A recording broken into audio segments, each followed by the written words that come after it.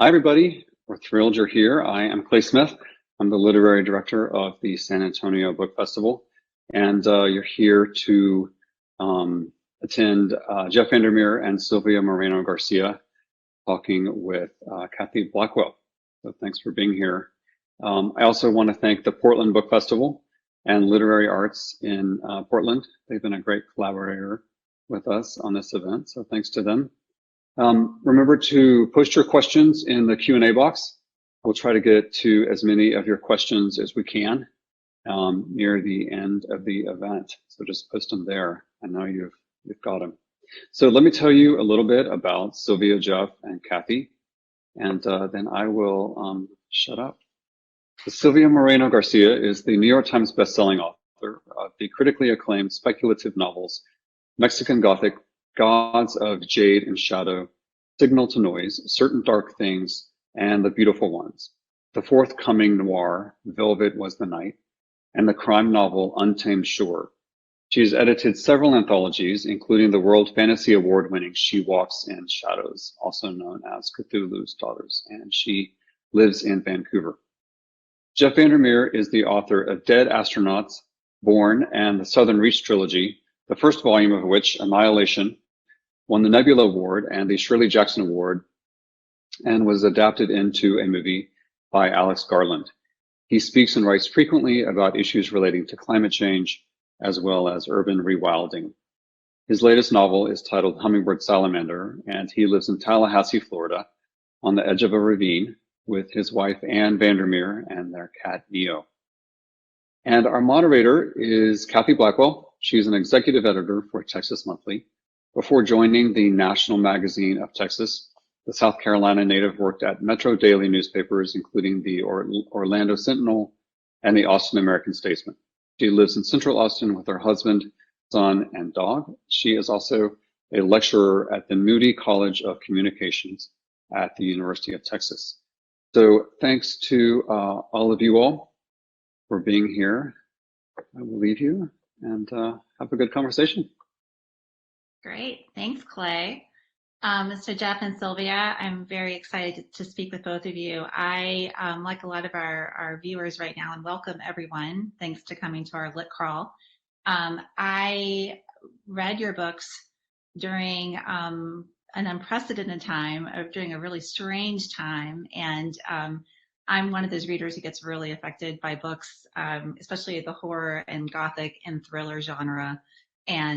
But I feel like I just was on the edge of everything as I was reading both of your books during a pandemic. And then here in Texas, a lot of our viewers also experienced the winter storm in February, which now seems like years ago, where we went off the grid for a few days, and things that seemed scary yet unrealistic suddenly felt very realistic. End of world kind of times for a few days. So I thought it might be interesting to kind of start from where your books began, for when Mexican Gothic and Hummingbird Salamander, where you started these books, and kind of the experience of writing them and then seeing them out in the world during this time. So Silvia, do you want to start? Sure. Where did it start? I basically have been wanting to write a Gothic novel for quite a while. And so when after I delivered Gods of Jade and Shadow, I had a 2-book contract with Penguin Random House. And rather than give an outline or anything like that, I just told my editor, I think I'm going to write a Gothic novel. And, you know, just said, that's the way it's going to be. So like, you know, get ready for it. And then I went into my box of Gothic ideas and started pulling them out. And one of the idea that came up that became Mexican Gothic, it was actually that I visited a town many years ago, probably like more than 20 years ago in Mexico, which is called Real del Monte. And it's in the mountains of Mexico, of central Mexico. And it was a British mining settlement in the 19th century. So it was mined by miners from Cornwall at that time, and there's an English cemetery there.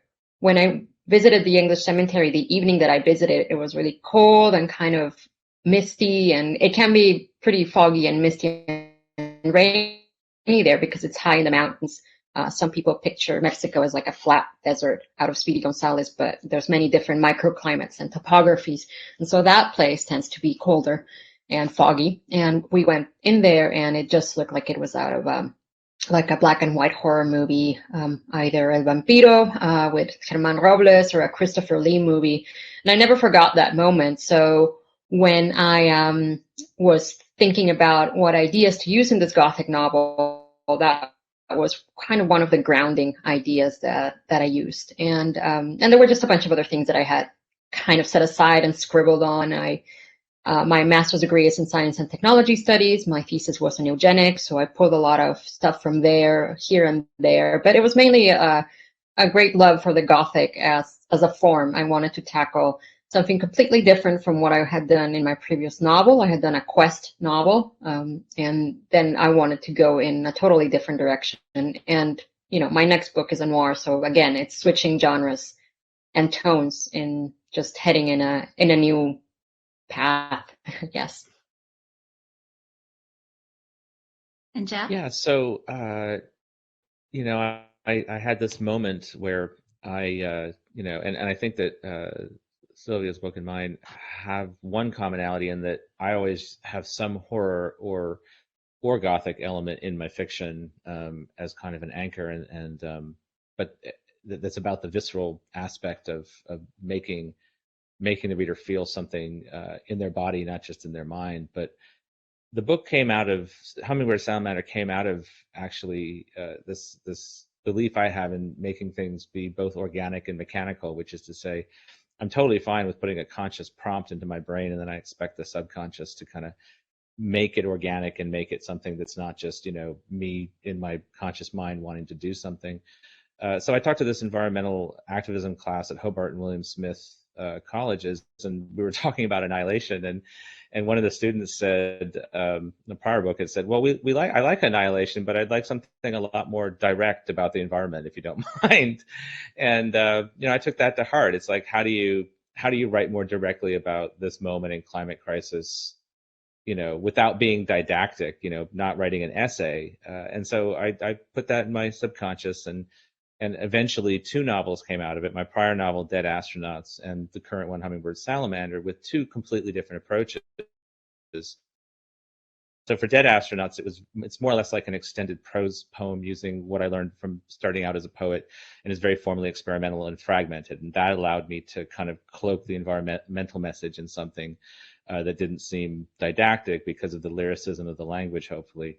With Hummingbird Salamander, it was just much more direct. It's a stripped down noir style, very different from most of my other books, except it has some similarities with Finch, which is kind of a fungal noir, a prior book. And, you know, this time I was going with a more straightforward thriller structure, and the kind of weirdness is coming out in other ways. But what I really loved about this structure is that by having my protagonist, Jane, encounter this mystery that's embodied by this gift she's given by a dead eco-activist, the whole central mystery is about the environment. And so a lot of exposition and details that in a different kind of novel would just be kind of like background information are actually kind of hyperactively made part of the plot.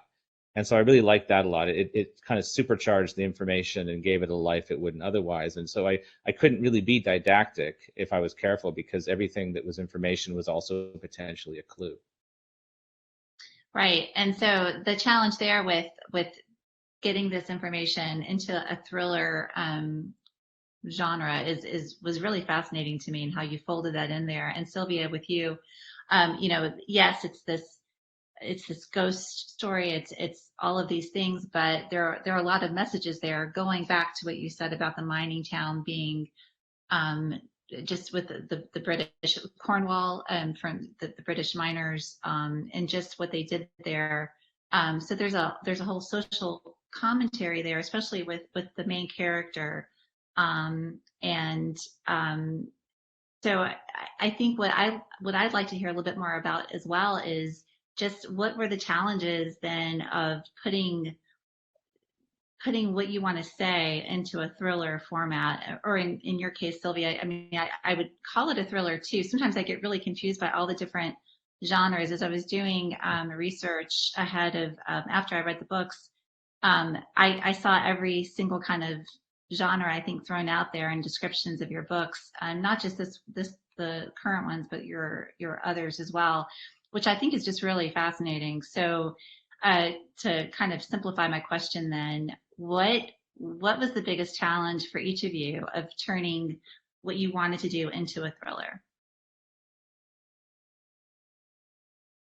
Oh, Silvia, do you want to start? Okay, all right, I'm waiting for the prompt. I guess the difficulty with any of my books is that most people don't have a context for it. So when you're talking about fantasy writing, if you're talking about reworking King Arthur's story, and instead of having King Arthur be a man, you make him be a woman, most people know the story of King Arthur in some way or another. So they're able to identify the basic elements. There should be a round table. There should be a sword called Excalibur. There should be knights. And they can see the points of divergence. If the woman is now not in kind of like the time period where the stories tend to take place, but is in 1990s Manhattan, and the round table is at a nightclub, we can immediately appreciate how this is different from the version that we have heard before. When you're talking about most things about Mexico, a lot of people don't have a context for it. And so they don't know what the space is like, what the divergences are like, yet they have expectations built in their head. So they expect, so I had a disgruntled reader who communicated with me saying that I had not mentioned the Day of the Dead in Mexican Gothic. Well, the Day of the Dead is actually in November, and it's 2 days, not just one, November 1 and November 2. And my book doesn't take place in November. So that would be like being upset that an American book that takes place in February doesn't have Thanksgiving dinner, right? So it's those kinds of lacks of information that make it very hard to write something for an audience that that doesn't have an understanding of the story on the context. You run into the trouble of people just not understanding it or rejecting it or applying already a lens that like I said, has some dangerous implications in it. Questions about, is this Mexican enough or not? You know, am I Mexican enough or not? People saying things like, why do you write in English? Well, I live in Canada and I've been living here for a really long time, and there's no fantasy and science fiction imprints in Mexico, so it would be very hard for me to get published there. And, you know, other reasons why I write in English. I like the language. I actually do. My speech impediment is less noticeable in English. So I enjoy that, actually, as a matter of practicality. There's all this stuff that I think comes into a book that is, that makes it hard to build it sometimes, and some things that you have to think about. I like to just throw people into the story, but I have found that that does have sometimes some dangers and things like that. So the paperback for Mexican Gothic has some essays by me that explain more the colonial context of mining, and talks a little bit about the history of the Gothic. Because I found that, again, there were people who said, well, it's unrealistic that there's like a British town in the middle of Mexico. And, you know, like, my family is from that region, from Hidalgo, and there is a town there that is British and that kind of stuff. But I think, yeah, that just makes it harder sometimes to tell a story. And how do you build like a mystery or something on top of that when people may not, you know, understand some of the clues and the elements that are important or not important in a story? And then you've got this sci-fi element that I have in there, where again, people were like, well, this is unrealistic. I happen to know a fair bit about certain mycological aspects, and there are fungus networks and they do transmit information. Of course, this is a big extrapolation, but so is Frankenstein.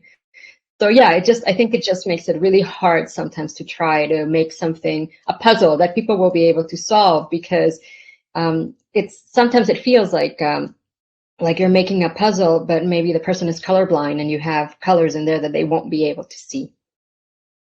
Excellent. Yeah, I would just, to add on to the fungal thing, it still cracks me up that a lot of the things that I put in my books, not Hummingbird Salamander, but the prior ones that are real in the world are seen as being some kind of fantastical element. The thing that most cracked me up in that context is seeing the Annihilation movie and realizing that the director didn't realize that they were lichen that were almost as brightly colored and bizarre as the stuff that was in the movie, like in my backyard.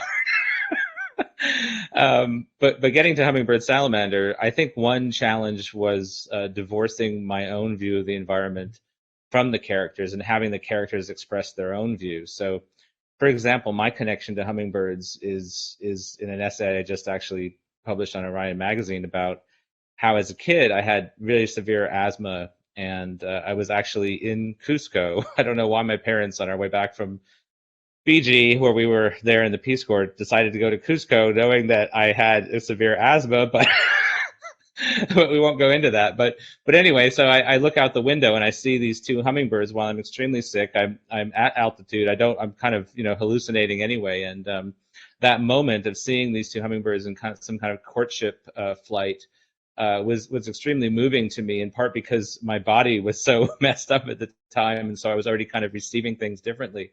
And so I've thought about that moment a lot and written about it in different ways into my fiction, maybe even just the emotion of it, of encountering something amazing, but also that you don't quite understand, and trying to make sense of it. And so I was very wary, since I knew a hummingbird was going to take center stage in this book, to actually center that experience for a number of reasons. Number one, I didn't feel comfortable writing about Cusco directly, having only been there as an 8-year-old for like 5 minutes. And the other was simply, again, the transference of emotion in a different context to a character is useful. But I wanted these characters to be their own people. So Silvina, who's the eco-activist, has actually encountered hummingbirds in the Pacific Northwest and also in Ecuador. The same kind of hummingbird, and had a different experience than me. And Jane, has had no experience of them and lives kind of in the world of the hummingbird by tracking down the clues when she gets this taxidermy of a hummingbird, and she lives through Silvina's experience. And to make that work, I actually had a biologist, Megan Brown, create the fake hummingbird and fake salamander in the book, so that I would have to react to the details. So she created the entire life cycle, and the quotes that are about the life cycle that Jane finds as she's trying to figure out what the mystery is in the book are all things the biologist came up with. And that really helped me to have the distance necessary to have Jane, who has never really thought about environmental matters, suddenly have this world open up to her. And then also with Silvina, who is kind of, depending on your point of view, an eco-terrorist or an eco-activist, considering that the goalposts have moved so you can't even take photographs of factory farms now without getting arrested, was something that I needed to really work out and think about before I wrote. And then the other thing I think was just, I took a risk in that Jane is writing the thing at a certain point where she's trying to make sense of how she got in so deep, right? How she went down the rabbit hole and she couldn't kind of go back to her old life. And so it's kind of like with Annihilation, where the narrator may be considered to be withholding something, and you just have to trust that there's a reason for it. I don't really believe characters give up all the information up front. Real people don't. And they're constantly mythologizing and trying to make sense and order their own lives in ways that may not even match up completely to reality. So doing the thriller structure, but also getting that kind of interiority, that was the other thing that I worked on very hard.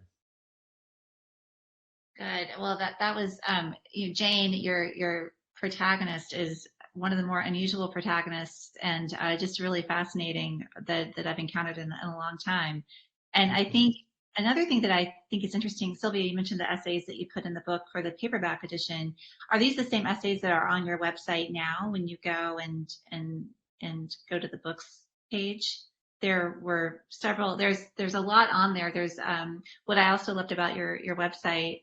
For those of you who haven't done this yet, if you go to her site, she's got a whole book club kit with questions and that kind of thing. But she also has a playlist. And Silvia, you have a paper doll of Noemí, your main character, with different outfits from that time. And do you want to talk a little bit about kind of where that came from and why you decided to do that? Yeah, they were asking me what we could do for promotion, and I ended up asking for a paper doll kit, and I sent dresses and information about what my character would have been wearing around that time. I think the paper doll kit honestly came out of the fact that with the pandemic, we were not going to have any chances for other kinds of marketing. And I have never gone on tour, so it's not like they were going to send me on tour in the first place. But it's just in the rare event that that they would have done some kind of promotional thing, they were not going to do it, right? They were not going to ship any physical items. So it was not like no buttons, no nothing, and no swag. And so I was really kind of worried about that. And I said, what about paper dolls? And then, people can clip them at home and that kind of stuff. And so I bugged them. I think I wore them down enough that they did hire an illustrator, and they decided to go with that. And that's what ended up being put in the book club kit, which is really, was really more for like industry and people and like, librarians, booksellers. That's who it went out to initially, and then they put it online, and anybody can sort of download it if they want to. But yeah, it's it was just, I think, an attempt at marketing when we really didn't know what we were going to do. And I think a lot of things that, like, they had planned to wrap the arcs in special paper that had like some kind of nice pattern or the same pattern that's on the cover, but then they were like, no, nothing is being sent, nothing is being shipped. And I was like, holy crap, like I've got to, and then I was like, I've got a book coming out and we got to sell it. And so, yeah, so this was one of the things where I said, okay, why don't we do this? And it actually worked out really well. A lot of people really liked it. I think some people are like, what is that? Why is there a paper doll there? And it's childish. But I think a lot of readers have also enjoyed it. And especially, I mean, I did paper dolls because that's something that my grandmother used to play with, right? So it's like an old-timey sort of item. So that was fun. But a lot of folks have been having to get really creative during the pandemic, and and just do stuff that normally you wouldn't do. So in my case, it was paper dolls. And I don't know what we're doing for the one that's coming out in August. To be frank with you at this point, I suggested the wildest things, and they listened and they didn't immediately laugh. So we'll see. Well, that's good.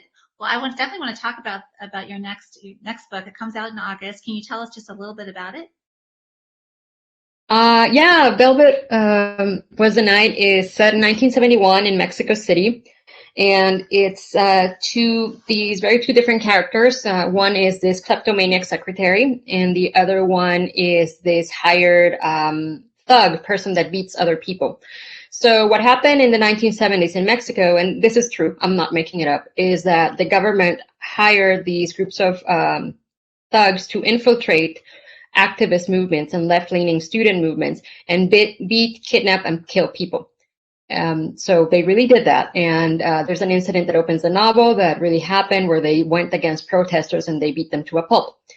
So this guy, the other point of view character, is a member of one of these groups, and he is looking for this woman that seems to have compromising information, and the kleptomaniac secretary is also looking for her because she's cat sitting for her. And so, and it begins this weird kind of noir where you get to see the city and the time period. So 1971, everybody smokes, all that kind of stuff.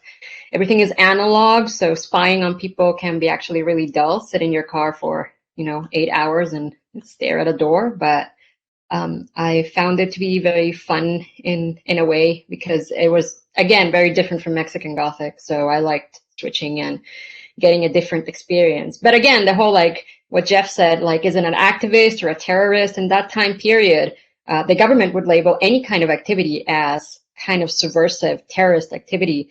So music is another big element in the novel, and how they were suppressing music in that time period. So if you were playing certain kinds of music, of live music, you know, cops could show up and haul you to jail for being a subversive element, or ask questions like, there was a murder last week. You wouldn't happen to have been there. You look, you know, and then, you know, people freaked out. They stopped, you know, like performing music or writing certain things in newspapers. So yeah, like, what's an activist and what's a terrorist? Sometimes there seems to be very differing opinions on that. Definitely. That sounds amazing. Jeff, you mentioned the movie Annihilation that was based on your book. What kind of involvement did you have with that? And I know that you're also working on, as at least an advisor, is that correct, on a series, a TV series? Well, I'm still kind of focused on Hummingbird Salamander, so that's kind of all in the background. I have actually been doing a lot of, Silvia mentioned the dolls and everything. I've actually been doing a lot of found objects, which I really love to do ever since. The most interesting thing about the Annihilation movie for me was the fan participation, because they then found the books and then they started doing like fan art and things like that. And so there's been this kind of back and forth ever since. So I've gotten very proactive about providing kind of the art part of it at times. Like, for this particular release, there's a friendsofsilvina.com site, which is the organization in the book that's supposedly kind of supporting this eco-activist.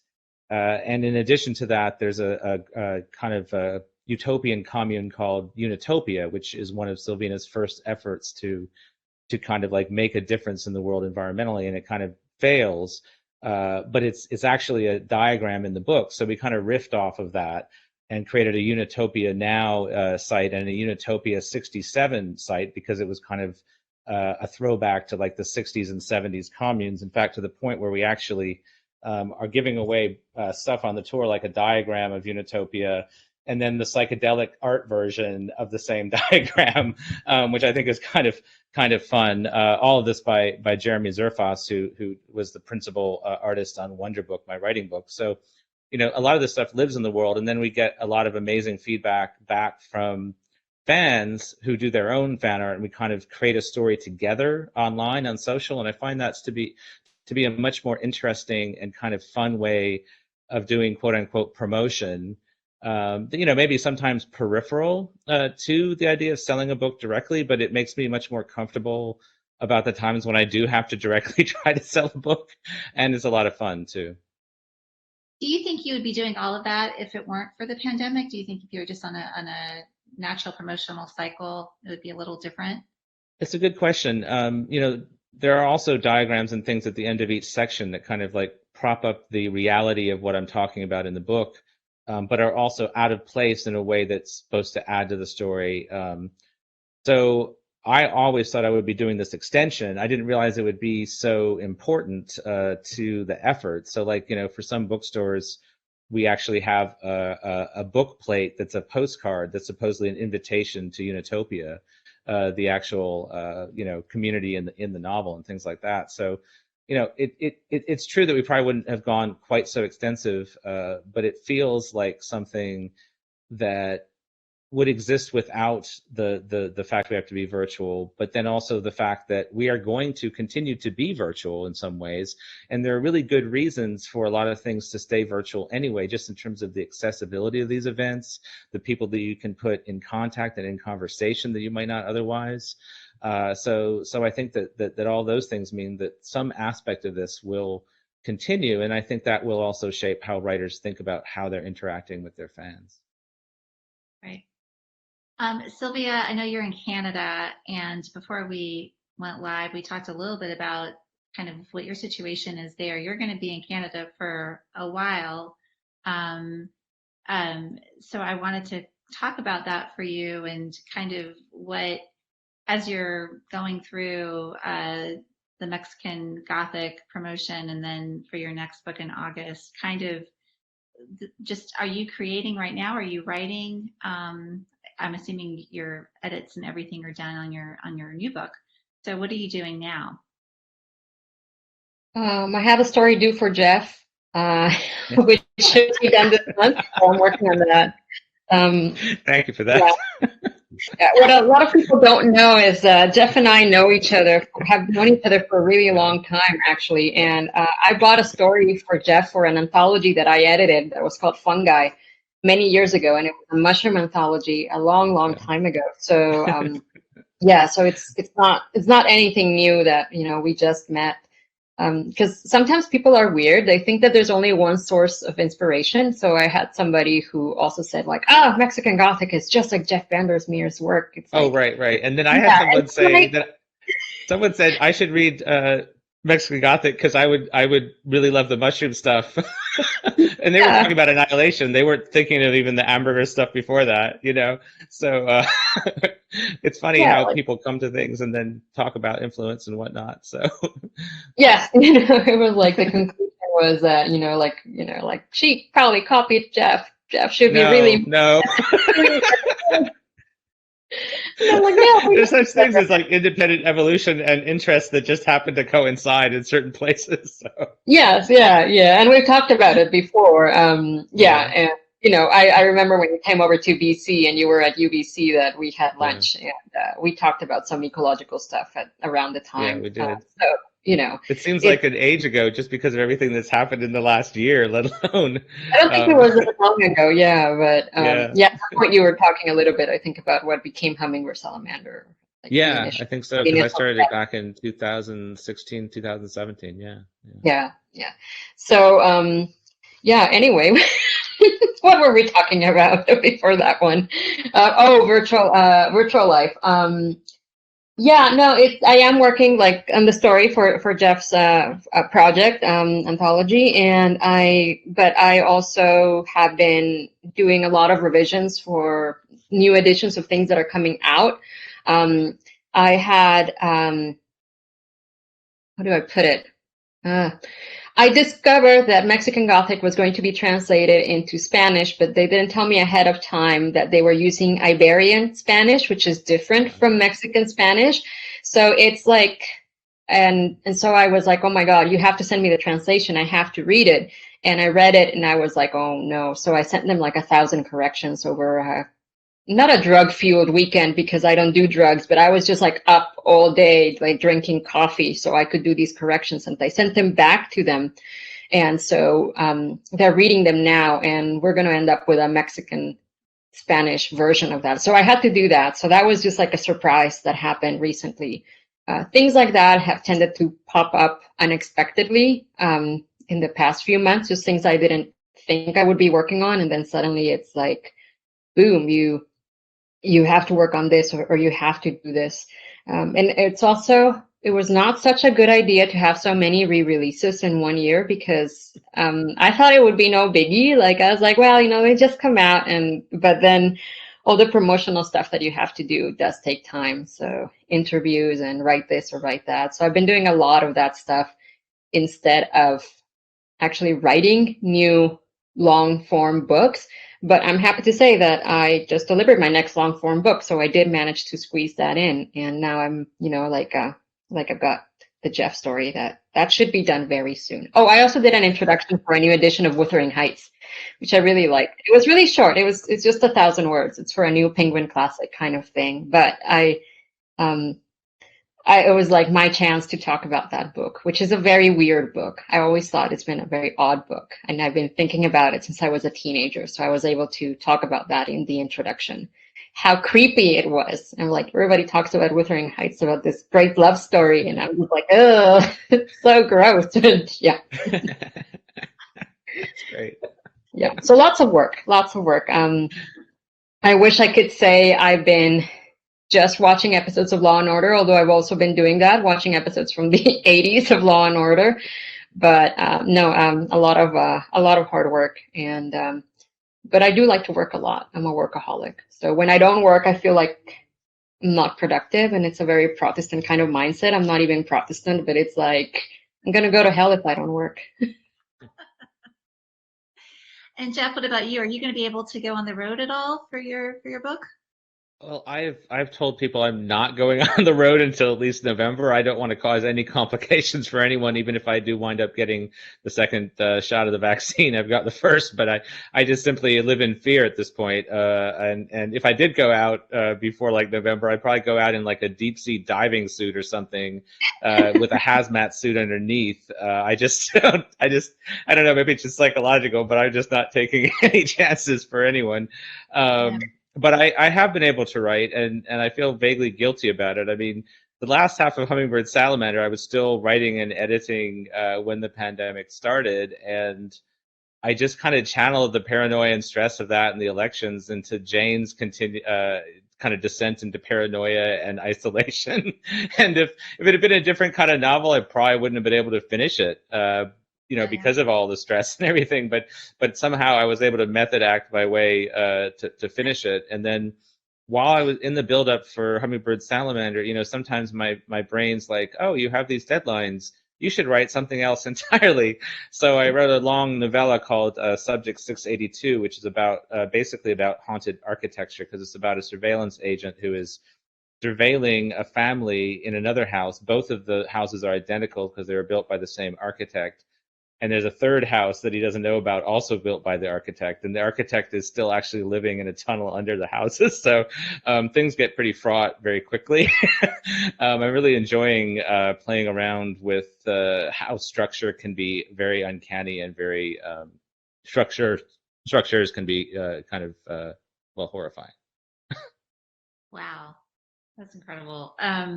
Well, oh my goodness, we're running out of time. So we have some questions. I'm going to read one here. Jeff talked about writing a character who has a different viewpoint than his own about the environment.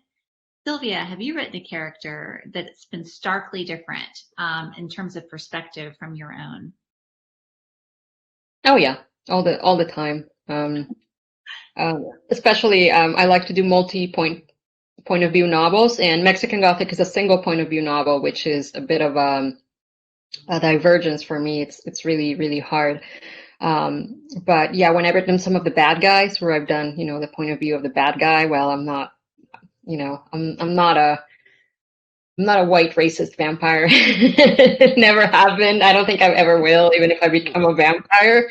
But like, all right, I have limitations, but that's not one of them, I think. White supremacist vampire, and stuff like that. So, yeah, sometimes they can be wildly different, but I do like to take a kernel of something true in every story that I tell and draw from something that feels personal to me. And for most books, it's not obvious what it is, or you wouldn't know where the kernel of truth is. So if I hadn't told you about the fact that I went to the cemetery, the English cemetery in central Mexico, you wouldn't know that was one of the originating images of Mexican Gothic, or that I watched the movies of Carlos Enrique Taboada, who was a real Mexican film director of Gothic movies, and that is where the name of my heroine derives from the novel, and or the stuff that I mentioned about mushrooms and ecology, which is also true. But all those things are drawn from my personal life, but they're just deformed in such way that you wouldn't be able to find where the truth begins. But sometimes the grains of truth that go into a character might evolve into a very different character. So a villain might have a mannerism that I have. One of the 2 point of views that I talked about in Velvet Was the Night is, one of them is the guy that beats people for the government, and that character is dyslexic, and I'm dyslexic, but I don't, beat people. I don't beat activists, or torture them or anything like that. But he is dyslexic, and he does something that I used to do, which is read the word of the day. I used to read the word of the day every day to try to get better at English when I had just emigrated to Canada. To improve my vocabulary, I would read the word every day, and I would try to pronounce it the way people said it. So there's still some words that I can't say. I know how they are spelled, and if you tell me how do you say it, I'm like, oh. But I did try that, and so he does that. So he's got that mentality of like, learn the word of the day, and I'm dyslexic, and like that's parts of me. But there's also a lot of him that is not me at all. I am a very soft person, that could not face certain harshness. I am, I can't even camp because, I worry about things like snakes and animals eating me in my sleep. So I'm, I'm not a rugged kind of personality, and there's lots of other things that I don't do, but some of my characters do have those mannerisms or things like that. And it's because I like watching people, right? Like that's one of the things. I like seeing people, and I like try to figuring out how they operate, and creating my own people is fun. Yeah. I do think it would be a great idea though for you to go camping with Jeff. I don't actually like to go overnight camping. I hike a lot, but I don't actually like to go overnight camping. I am horrified to admit it, but for some of the kind of same reasons, like I remember growing up. There's weird noises. Yeah, well, I mean, I just remember growing up as a kid, and there were this weird shadows because of the lights on my bedroom wall that always looked like monsters, and so that is kind of keeping me. And some other things, like I have a phobia of cockroaches and things, so That's really funny. I'm rewilding my yard, and I do hike a lot, but I'm with Silvia on this one. Okay, Samuel wants to know, what do you both see as the role of music within the world of your books?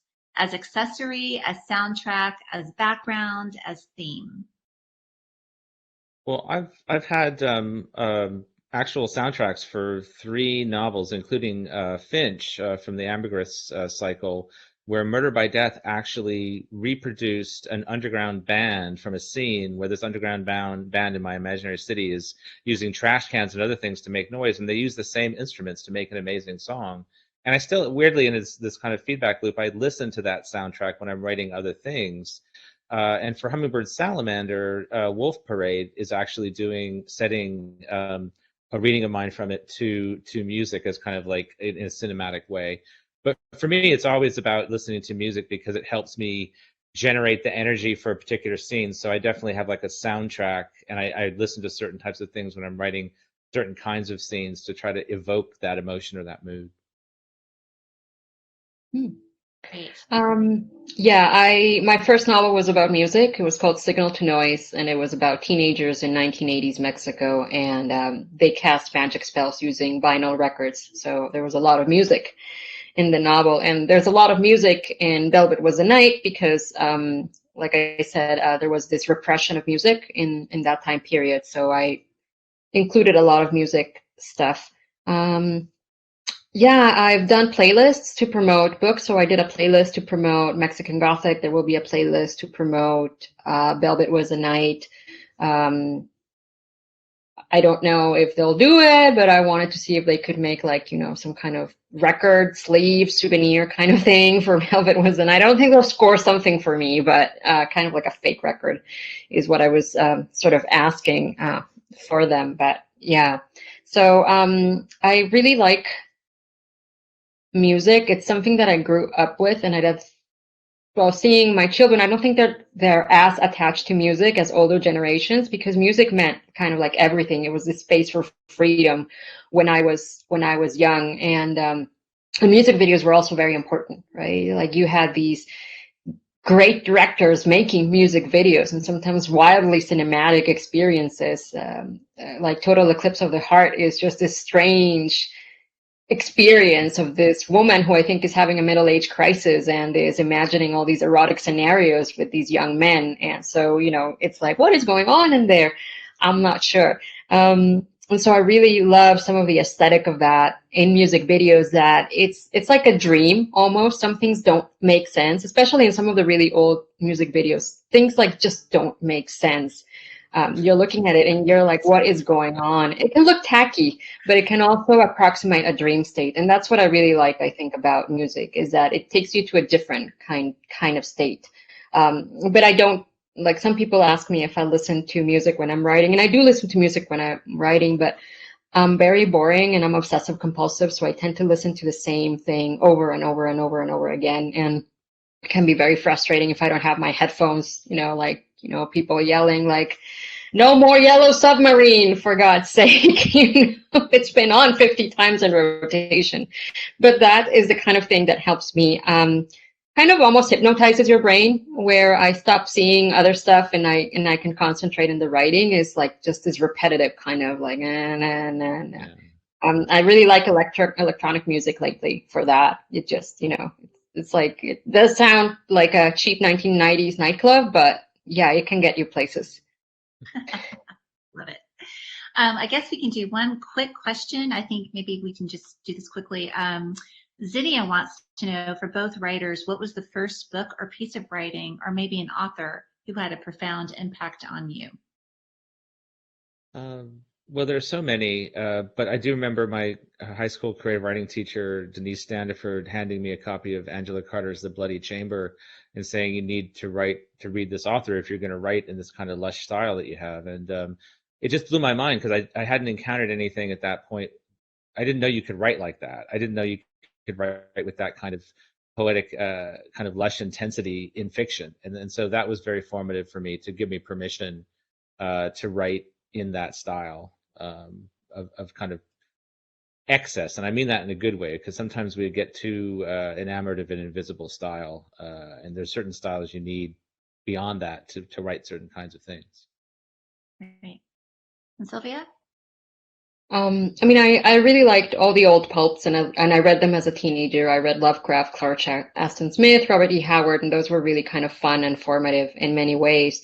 But I think the first writer that really astounded me was when my teacher assigned us to read Madame Bovary, and I read it, and I was just astonished by the interior life of the character. So I didn't realize you could do this, because I came from having read a lot of pulp fiction, heavy with action and things like that, and suddenly he gave us this book, and it was just like so much about character and being inside somebody's brain, and it just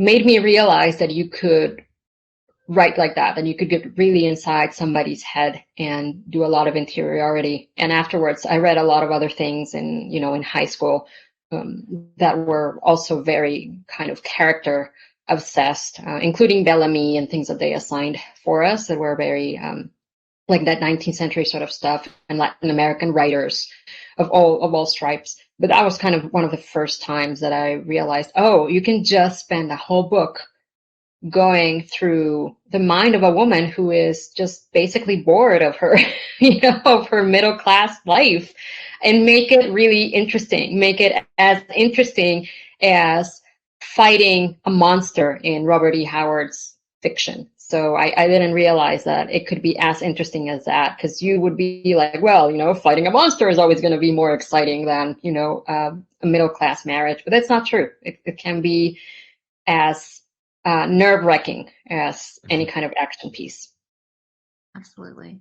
Well, I'm really sad to say this is the end of our session. I really enjoyed speaking with both of you, and I really can't recommend these books enough. They're wonderful, and I want to thank everyone for coming, for your questions, and I really hope you enjoy the rest of the book festival, and I'm looking forward to seeing everyone there next year in San Antonio. This has been great. Thank you guys very much. Thank you. Thank you. It's been great seeing you and meeting you. Yeah.